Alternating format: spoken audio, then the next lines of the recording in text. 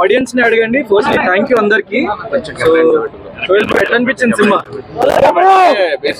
అని చెప్పట్లేదు, ప్రతి ఒక్కరు చూడాల్సిన సినిమా. మన జీవితంలో ఎదిగేటప్పుడు ఎన్నో కష్టాలు వస్తూ ఉంటాయి మన మిడిల్ క్లాస్ ఫ్యామిలీస్ కి.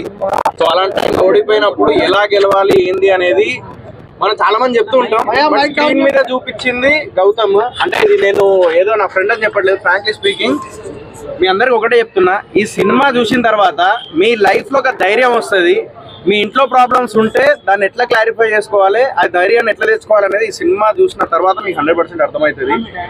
ఒక్కటే మాత్రం నేను చెప్పగలుగుతా, సోలో సినిమా మాత్రం థియేటర్లో చూడకపోతే మనం సోలో బాయ్ సినిమా ఒకవేళ థియేటర్లో చూడకపోతే నిజంగా చెప్తున్నా మీ జీవితంలో ఒక మంచి సినిమా, ఒక మోటివేషనల్ ఉన్న సినిమా వదిలేసినట్టు. సో దయచేసి మీ అందరికి ఒకటే చెప్తున్నా, ఇలాంటి సినిమాలను ఎంకరేజ్ చేయండి, ఇలాంటి సినిమాల్ని ఆదరించండి. మంచి సినిమా అని చెప్పేసి నేను 100% చెప్తున్నా. మీరు వెళ్ళి చూసిన తర్వాత నా ఇన్స్టాగ్రామ్లో కింద కమెంట్స్ పెట్టండి, అన్న ఏందన్న సినిమా అని చెప్పేసి. మీరు 100% అటాచ్ అవుతారు. ప్రతి సీన్ సినిమా ఫస్ట్ నుంచి లాస్ట్ వరకు మీ జీవితంలో జరిగే సంఘటనలు అన్నీ గుర్తొస్తాయి.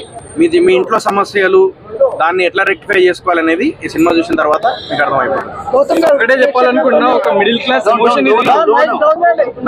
సినిమా ఇది ఒక మిడిల్ క్లాస్ ఎమోషన్. మీలో ఉన్న ప్రతి ఒక్క పర్సన్ కనెక్ట్ అవుతాడు. ఇది మన ఇజ్జత్ కోసం ఒక ఫైట్. ప్రతి ఒక్క మిడిల్ క్లాస్ ఆడియన్స్ రివ్యూస్ తీసుకోండి.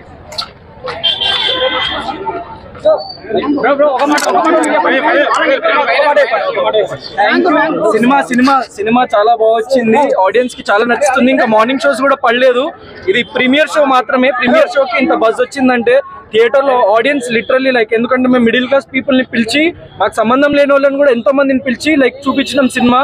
వాళ్ళు లైక్ ఎన్నో పాయింట్స్ దగ్గర వాళ్ళకి హై వచ్చి like they are like crying, they are like laughing, they are shouting. So ఒక చిన్న సినిమాకి